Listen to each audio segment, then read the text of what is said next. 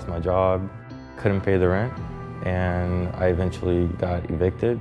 Then I ended up on the streets. Not having a home, not having a place to lay your head on, it can be very dramatic. When you come to the realization that, hey, I can't lay down, I have to look over my shoulder constantly.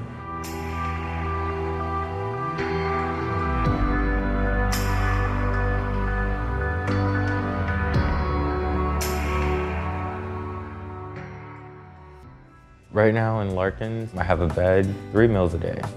I have different friends that teach me different stuff in different areas. My goal is to be a database administrator, and Larkin's is helping me with that. I feel like I'm capable of doing anything right now. Larkin Street played a really big part in that. Just knowing you have that plan to that stable housing by being here, it's way more refreshing than worrying about where you're gonna sleep the next day.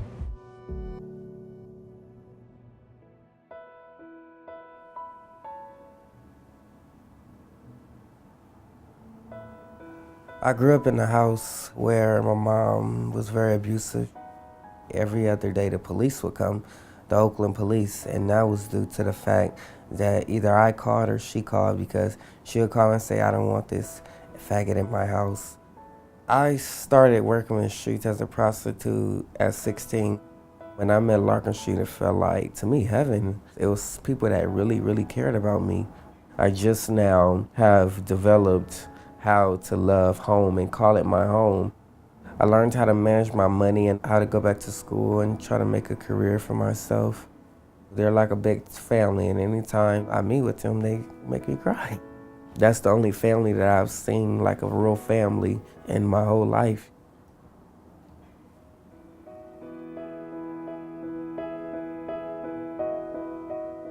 I usually hitch and hop freight trains to get around. I also do a lot of walking.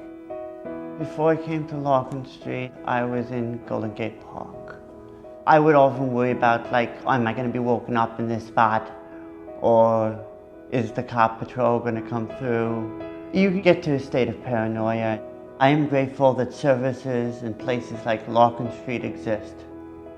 I've had the opportunity to work very closely with Yossi over the past 6 months. It's been very much a privilege to work with them and to see this sort of dedication and excitement for learning and for self-improvement in a youth, especially considering how rough and how turbulent and inconsistent his past has been. They brought in this wonderful meditation teacher. He told a story about 2 wolves. One is evil, one is good. Like, they're battling, and which one wins? The one that I feed.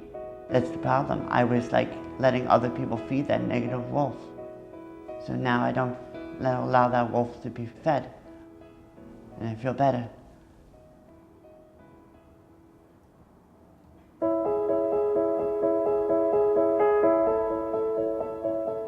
Just when I was younger, it's like my whole dad's side of the family was on drugs. My mom was on drugs.